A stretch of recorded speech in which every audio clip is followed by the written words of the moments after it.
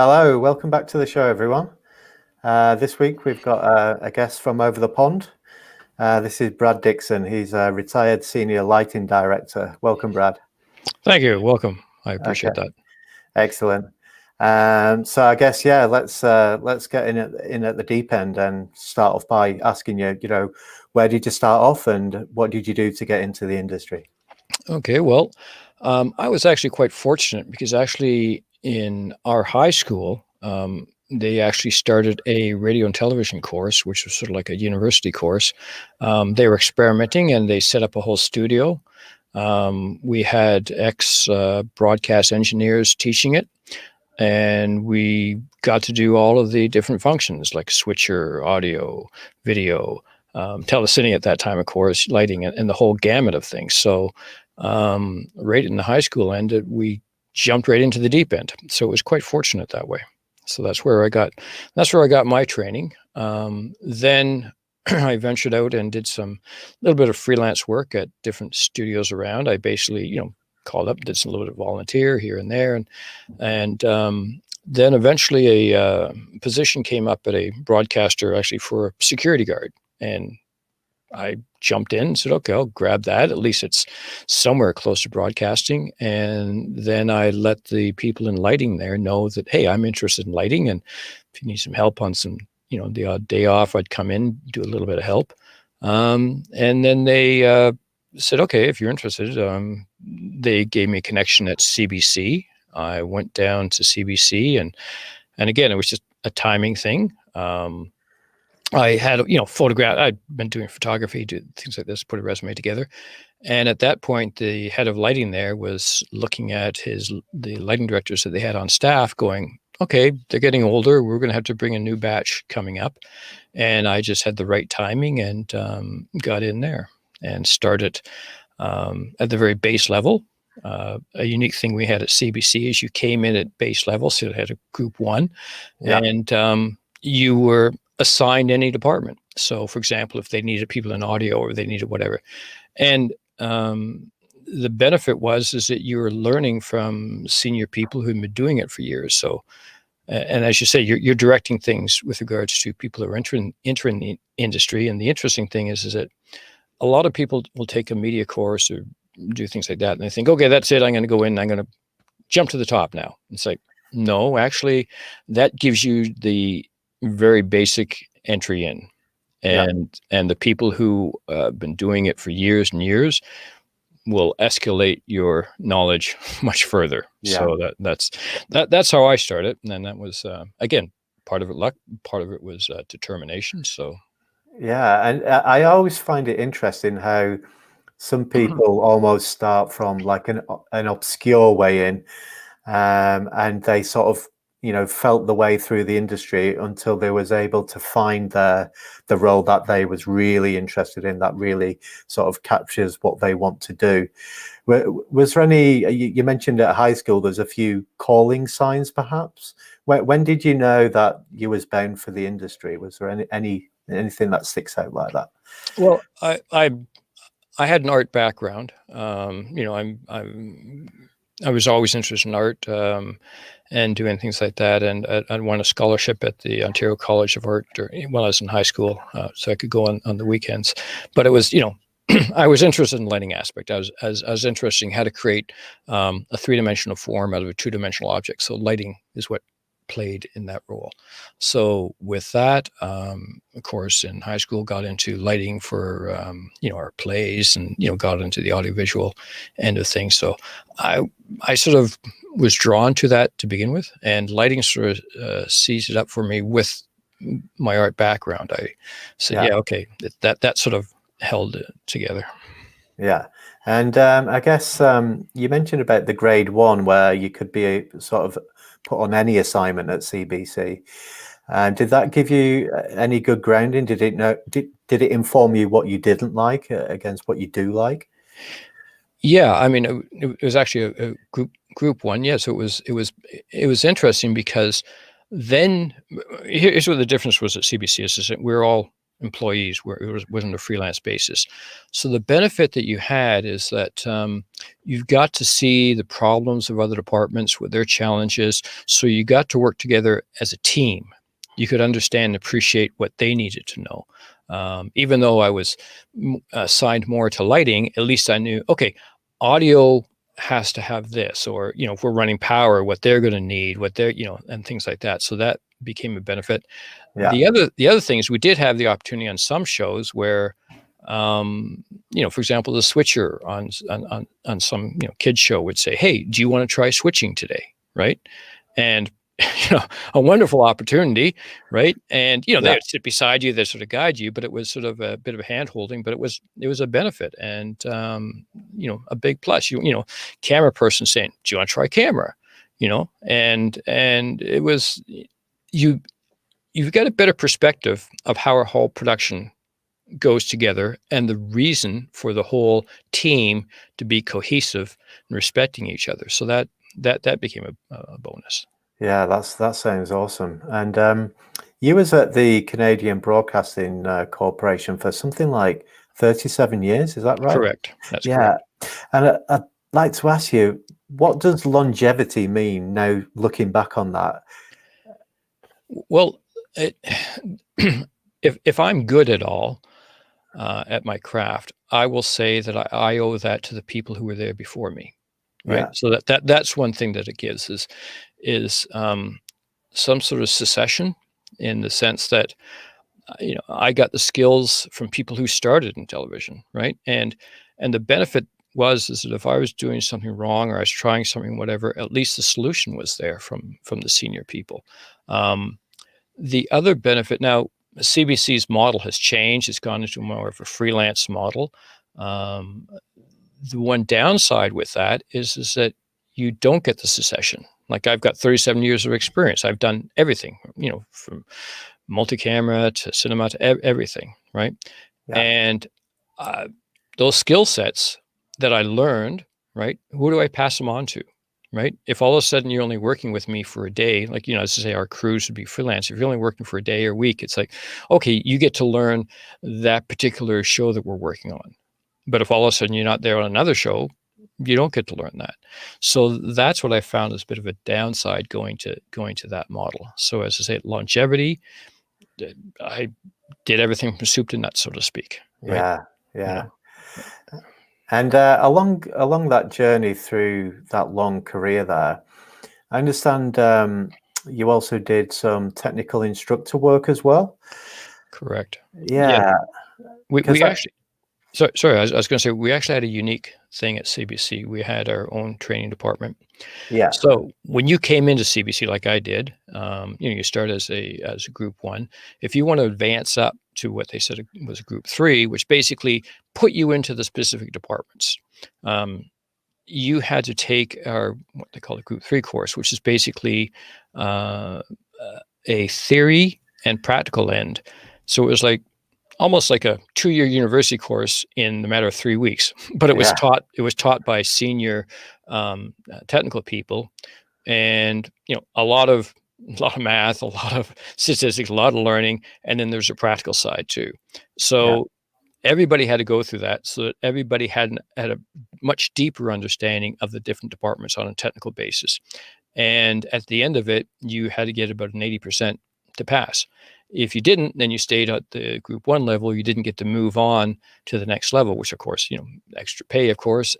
But moreover, you were then put into your assigned department. So for example, I wanted to go into lighting. So if I became a group 3, it'd be like, okay, I wouldn't be moved around to different departments. I would be in that area.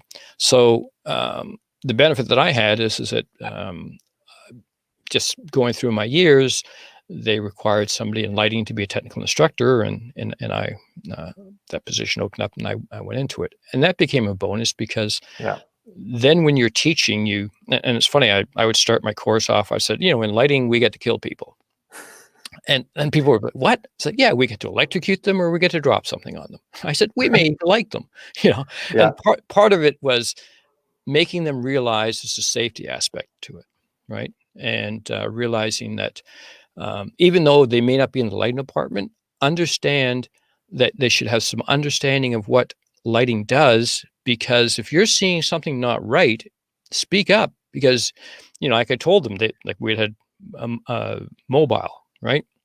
And Yeah. production mobile. Well, guess what? You're the one stepping from the ground onto that metal step. And if I powered up wrong, guess who gets electrocuted? Right? I'm Yeah. standing on the ground further away. So it's things like that where you've got to understand the different departments that go on it. And that became a big plus. CBC had a good training department. Yeah. And all that was, I guess, bespoke, sort of internally crafted and run sort of Correct. training Yes. instruction. Yes. And is there any sort of professional qualifications or certifications that people may find useful, or is by your experience, is it all best being that bespoke organic training material?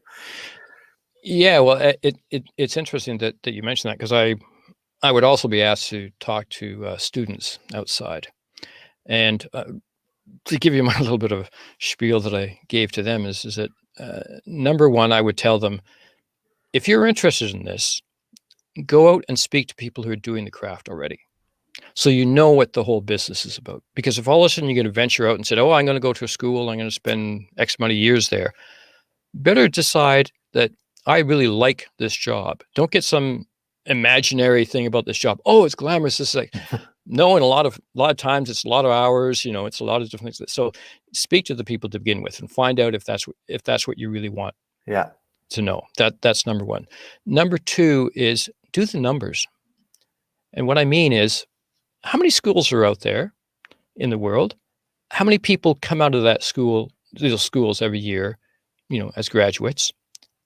How many people are actually doing the craft that you want to do, right? Or how many positions are there? And how many people are actually in there doing them? So you Yeah. start looking at those numbers, and I don't want to sound defeatist. I'm just saying that be realistic, right? And if all of a sudden you said, well, I want to be this director of photography and do great cinema, great, wonderful. But the reality is there's few and far between, and people are doing that. That being said, if all of a sudden you start broadening your horizon, start saying, hey, I like doing lighting. And if I start doing it for an audiovisual company, or I do a little trade show, or I do those aspects. So be open to that end of it Yeah. is the real key. When I start saying, okay, do the numbers, it's the same way as, like, I myself was lighting director, right? Well, I've got the position, I've been doing it X amount of years, but I have people on crew. So Yeah. if all of a sudden you start saying, okay, I want to be on crew, right? And then eventually move up. So it's steps by steps. And, I mean, the one thing with regards to certification, um, a lot of people come out of school and they're going, oh, I've got this certificate in this media school or whatever, right? And the reason I say I don't say, film and broadcast, because a lot of schools say, oh, we were film. It's like, well, I don't think you do film anymore, right? Yeah. I did film, and you said there's a chemical process and electronic process. I think they're pretty well doing electronic process, most of them. And so you sort of sit back going, all right, you come out of that, but realize that, and again, just doing the numbers, realize how many people are coming out of those schools with those numbers, right? Yeah. Add on to that. So, for example, I was just speaking to one student recently, and I said, okay, go get your first aid course. He's like, what? I said, yeah, if all of a sudden everybody's walking out with the same resume, guess what? I need somebody who has background in first aid. Why? Well, because accidents happen on set. So if all of a sudden there's a production, you're saying all of these people can turn around and do first aid. There's a plus. Separate yourself a little bit different. The other thing too is that, all right, you're going up on lifts, you're going up on, high areas with lighting. So in our area, you require a aerial work platform certificate. If you're going to get in a scissor lift doing whatever, you got to be certified in that. Yeah. Fall protection, right? So now you have to wear a harness, you have to do things like this. You have to be, now in our particular province, we actually have a requirement to working at heights certificate. CBC was a federal organization, so we came in a different jurisdiction, but we also had at CBC all of those different training aspects. So now you start adding that, and you start saying, oh, and by the way, you're doing some electrical. You don't have to be a certified electrician, but in your location, there might be requirements or safety guidelines that you have to understand for your electrical department, right? Your electrical authority wants you to have. So all of these pluses add up. The other thing is that one benefit that there is now is with so much online, it's a matter of, okay, you're interested in doing lighting. Okay, understand lighting consoles.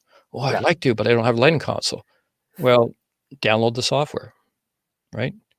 A lot of companies are dealing with that now. Is like, hey, and webinars, there's all different webinars, there's discussions, there's different cinematographers, online groups, there's different things like that. If you really have a passion for it, and this is what I find is that some people are going, well, I really like it, it's glamorous. It's like, no, it's not. Whereas some people will sit back and say, I've got a passion for it. I understand, there's a lot of work, there's a lot of hours, but I really like that. Those people I want to embrace. Those people that I want to bring on board and sit back and say, yeah, okay, whatever you want to learn, go from there, because that they are going to stick through, and follow up. So that's brilliant to hear, Brad. You just mentioned then about the software, and I'd like to just sort of talk to you about how you have seen sort of the revolution of TV lighting with software and LEDs. That must have been something that must have taken up quite a chunk of the career, and something must have been amazing to watch and to be a part of, right? Well, it was interesting at CBC because things just sort of clicked in our department. We had a group of people there who were really into lighting, really into technology. Some of our lighting technicians, they were actually software developers, right, on the sideline. So, again, wide range of interests.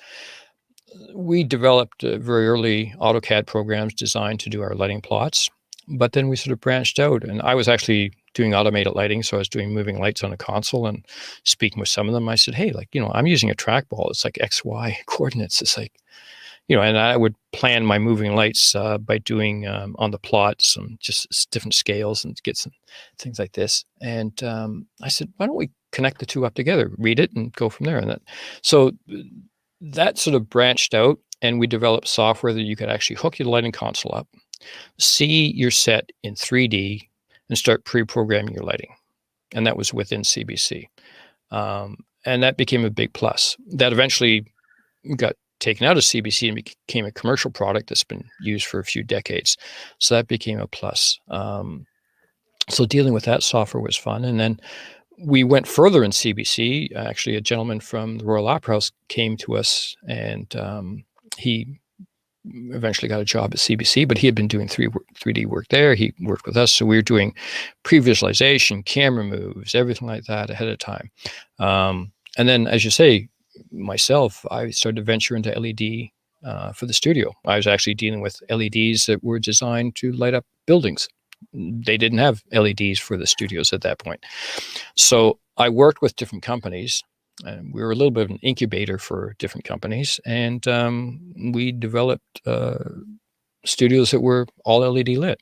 As a matter of fact, we created the first all LED lit newsroom. Wow.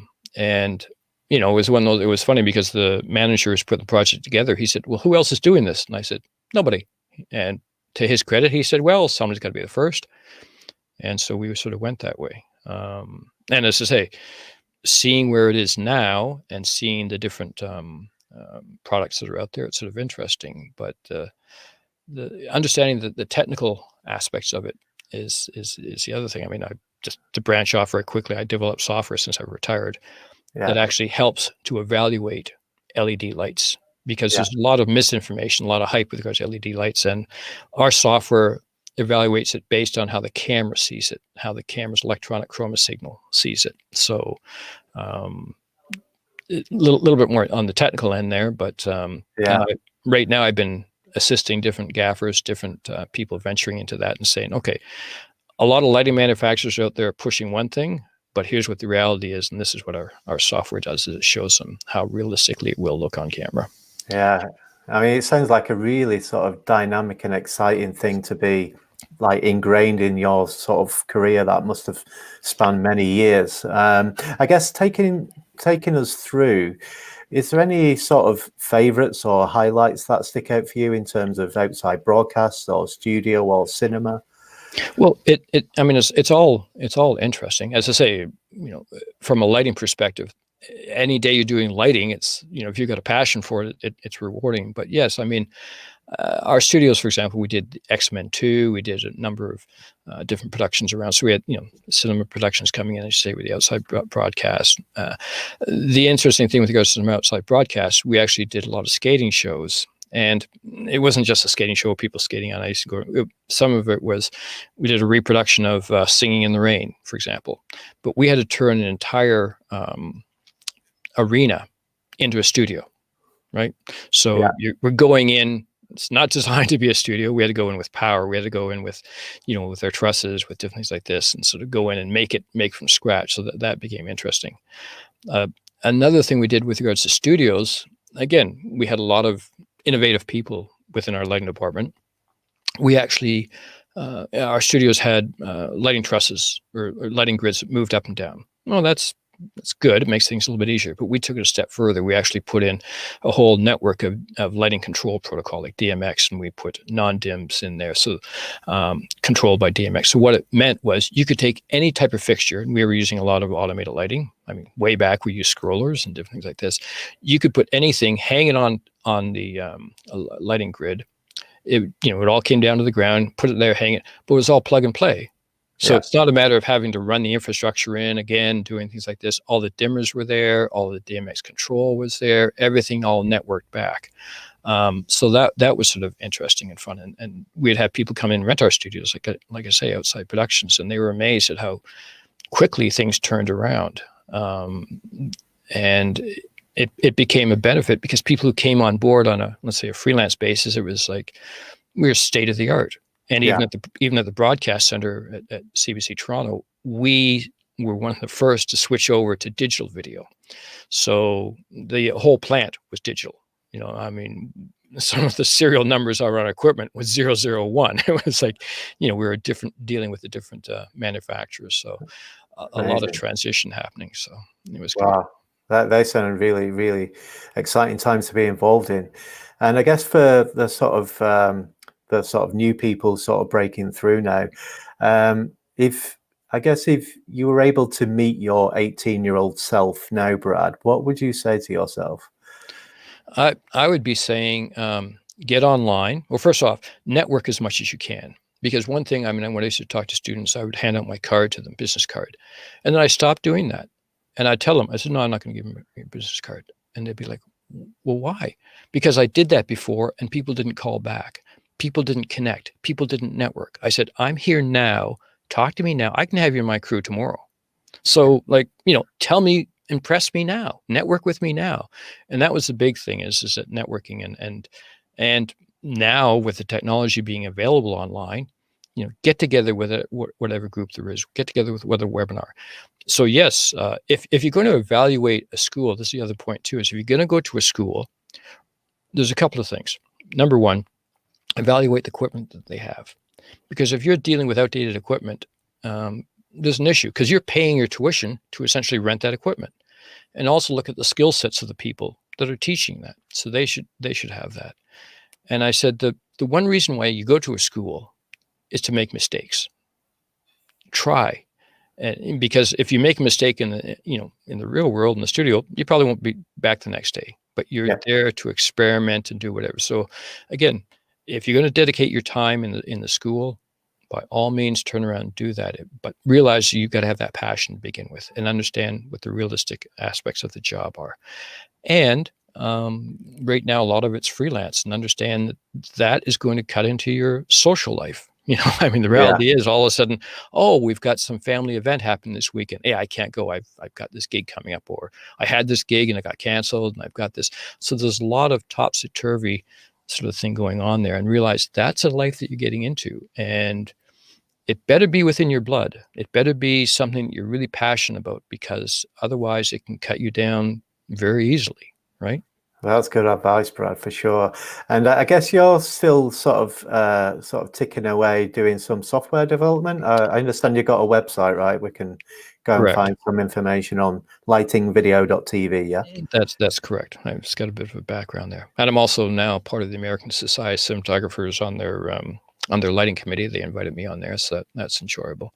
But yeah, as I say, I like seeing people with a passion. I encourage it, and it's good. But as I say, if you have that passion, don't just limit yourself to the school and network. I mean, we can't get out to trade shows, but network with yourself as much as you can online. When we are out and about and we can get back to trade shows, go to them, start talking, start going from there, because these jobs aren't advertised, right? Yeah. And don't set your sights so high, right? That it's like, oh, I want to be a director of photography for, major productions, around the world. It's like, that's a great goal, right? But understand few and far between are, but I don't want to stop you doing that, but realize that there's steps to get there and take Yeah. those small steps. Yeah. Awesome. Well, I'd just like to say thank you, Brad, for having you on the show. It's been a real good insight into the lighting world and your story. So thanks again. My pleasure. Thank you for inviting me. No worries. Take care. All right. Take care.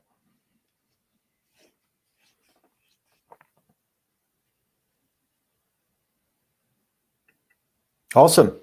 Okay. Yeah, it's a wrap.